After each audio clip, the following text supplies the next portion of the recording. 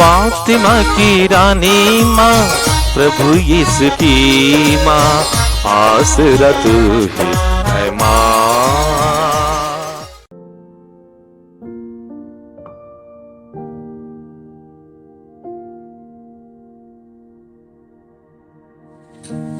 पहला पाठ संत यूहन्ना का पहला पत्र, अध्याय 2, पद संख्याएं 18 से 21 तक।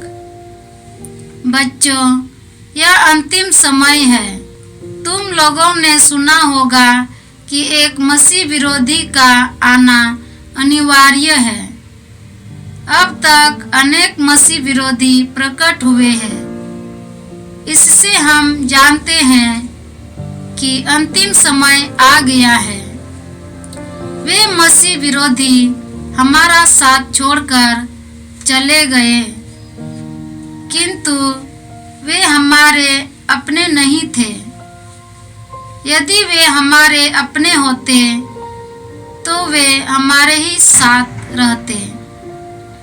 वे चले गए, जिससे यह स्पष्ट हो जाए कि उनमें कोई भी हमारा अपना नहीं था। तुम लोगों को तो मसीह की ओर से पवित्र आत्मा मिला है और तुम सब सत्य जानते हो। मैं तुम लोगों को इसलिए नहीं लिख रहा हूँ कि तुम सत्य नहीं जानते, बल्कि इसलिए कि तुम सत्य जानते हो और यह भी जानते हो कि हर झूठ सत्य का विरोधी है। यह प्रभु की वाणी है। ईश्वर को धन्यवाद। भजन अनुवाक्य। स्वर्ग में आनंद हो और पृथ्वी पर उल्लास। स्वर्ग में आनंद हो और पृथ्वी पर उल्लास। प्रभु के आदर में नया गीत गाओ। समस्त पृथ्वी प्रभु का भजन सुनाए। भजन गाते हुए प्रभु का नाम धन्य कहो। दिन प्रतिदिन उसका मुक्ति विधान घोषित करते जाओ। अनुवाक्य। स्वर्ग में आनंद हो और पृथ्वी पर उल्लास। स्वर्ग में आनंद हो और पृथ्वी पर उल्लास। स्वर्ग में आनंद हो और पृथ्वी पर उल्लास। सागर की लहरें गरज उठे, खेतों के पौधे खिल जाए और वन के सभी वृक्ष आनंद का गीत गाए। अनुवाक्य। स्वर्ग में आनंद हो और पृथ्वी पर उल्लास। स्वर्ग में आनंद हो और पृथ्वी पर उल्लास। क्योंकि प्रभु का आगमन निश्चित है। वह पृथ्वी का न्याय करने आ रहा है। वह धर्म और सच्चाई से संसार के राष्ट्रों का शासन करेगा। अनुवाक्य। स्वर्ग में आनंद हो और पृथ्वी पर उल्लास। स्वर्ग में आनंद हो और पृथ्वी पर उल्लास। जय घोष। हालेलुया। शब्द ने शरीर धारण कर हमारे बीच निवास किया। जितनों ने उसे अपनाया, उन सबों को उसने ईश्वर की संतति बनने का अधिकार दिया है। हालेलुया। प्रभु आप लोगों के साथ हो और आपकी आत्मा के साथ। संत यूहन्ना के अनुसार प्रभु यीशु ख्रिस्त का पवित्र सुसमाचार। हे प्रभु तेरी महिमा हो।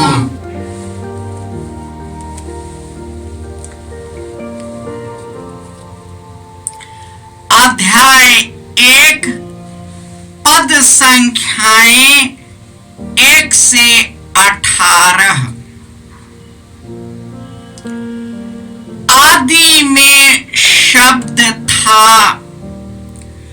शब्द ईश्वर के साथ था और शब्द ईश्वर था।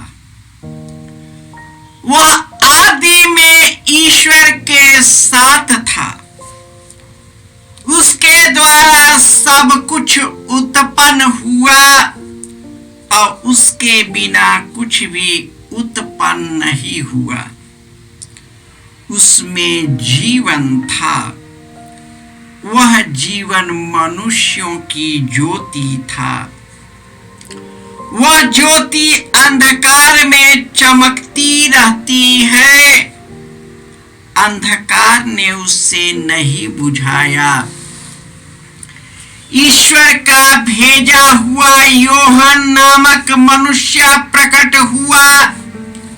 वह साक्षी के रूप में आया, जिससे वह ज्योति के विषय में साक्ष्य दे और सब लोग उसके द्वारा विश्वास करें।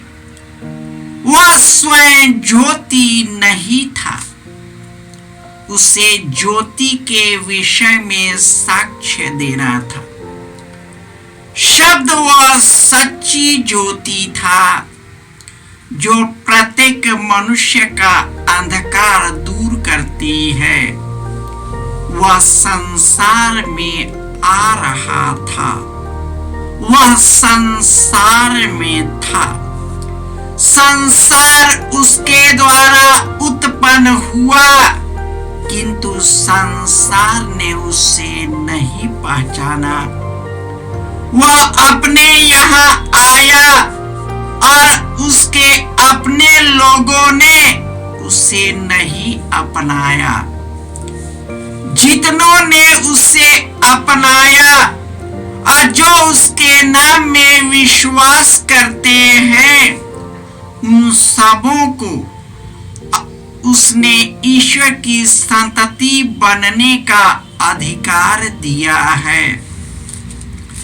वे न तो रक्त से, न शरीर की वासना से और न मनुष्य की इच्छा से, बल्कि ईश्वर से उत्पन्न हुए हैं। शब्द ने शरीर धारण कर हमारे बीच निवास किया। हमने उसकी महिमा देखी, वह पिता के एकलौते की महिमा जैसी है, अनुग्रह और सत्य से परिपूर्ण। योहन ने पुकार पुकार कर उनके विषय में यह साक्ष्य दिया। यह वही है जिसके विषय में मैंने कहा, जो मेरे बाद आने वाले हैं वह मुझसे बढ़कर है, क्योंकि वह मुझसे पहले थे। उनकी परिपूर्णता से हम सबों को अनुग्रह पर अनुग्रह मिला है। संहिता तो मूसा द्वारा दी गई है, किंतु अनुग्रह और ये सत्य यीशु मसीह द्वारा मिला है। किसी ने कभी ईश्वर को नहीं देखा। पिता की गोद में रहने वाले एकलौते ईश्वर ने उसे प्रकट किया है। यह प्रभु का सुसमाचार है। हे ख्रिस्त तेरी स्तुति हो। ख्रिस्त में प्यारे भाइयों और बहनों, संत योहन पवित्र आत्मा से प्रेरित होकर यीशु के रहस्य को आज के सुसमाचार द्वारा प्रकट किया।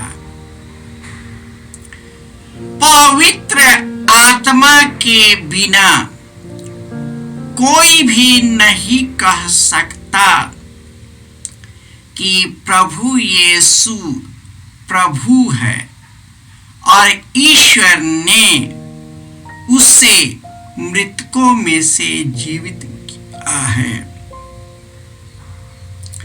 जो ईश्वर को प्यार करता है और उसके विधान के अनुसार बुलाए गए हैं, ईश्वर उन्हें पवित्र आत्मा से भर देता है, क्योंकि पवित्र आत्मा सब कुछ का और ईश्वर के रहस्य की भी थाह लेता है।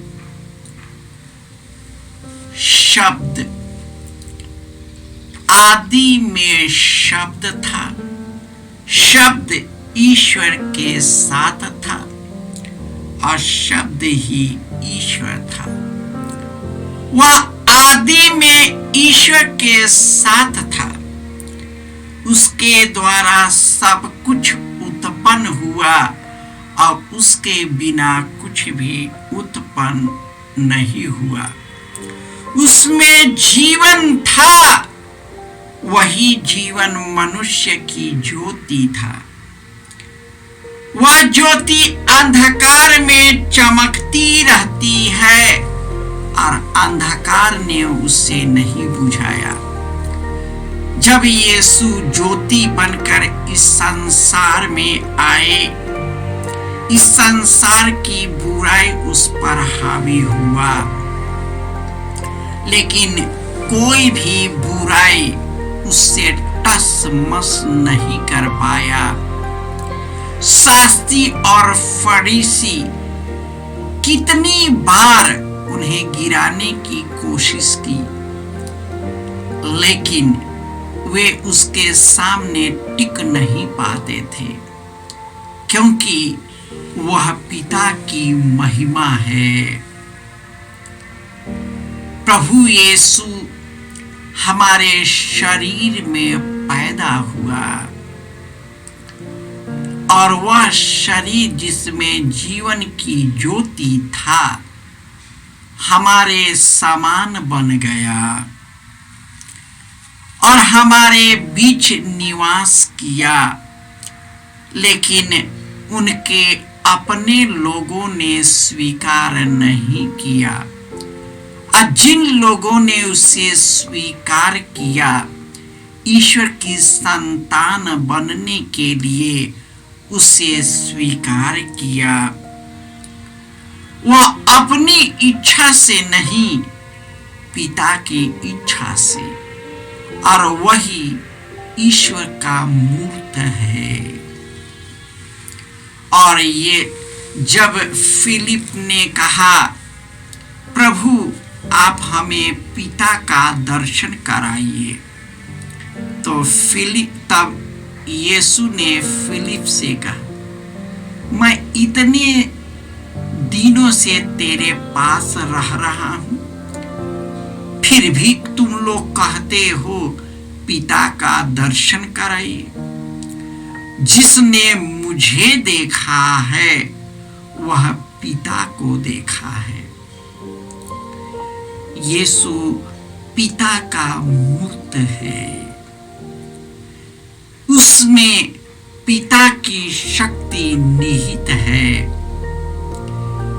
ईश्वर का तत्व उसमें निहित है, क्योंकि वह पिता के तत्व के अनुरूप वह ईश्वर के कार्य करता है। संसार की बुराइयों पर विजय प्राप्त करने के लिए उन्होंने अपने जीवन को अर्पित कर दिया है। वे चाहते तो दुख से निकल सकते थे, क्योंकि वह प्रभु थे।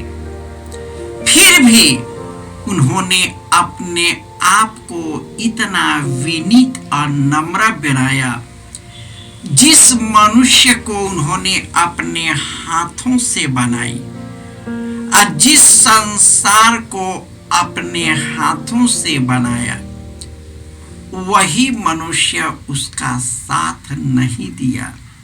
उसी संसार में उसे पैर रखने के लिए जगह नहीं मिला, क्योंकि वे इस संसार के नहीं, अनंत जीवन के लिए वे आए थे। प्रभु यीशु चाहते थे कि लोग उनसे जुड़कर ईश्वर के अनंत सुख और आनंद के सहभागी बने, क्योंकि यह दुनिया क्षणभंगुर है, यह संसार क्षणभंगुर है। आज जो देख रहे हैं ये सभी नष्ट होंगे, लेकिन जो ईश्वर में, यीशु में विश्वास करते हुए जीता है वह मरने पर भी जीवित रहेगा।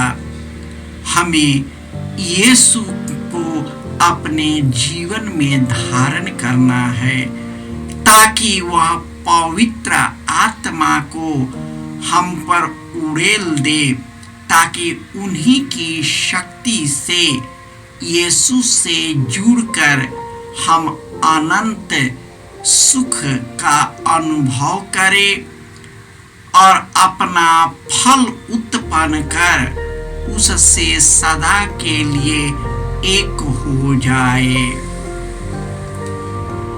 हे प्रभु यीशु, तूने कहा है स्वर्ग से उतरी हुई जीवंत रोटी मैं हूँ, जो मुझे खाता है उसे अनंत जीवन प्राप्त है। मैं उसे अंतिम दिन पुनर्जीवित कर दूंगा। हे प्रभु यीशु, तू पवित्र आत्मा से भर दे ताकि तेरी ज्योति में सदा आगे बढ़ते रहे।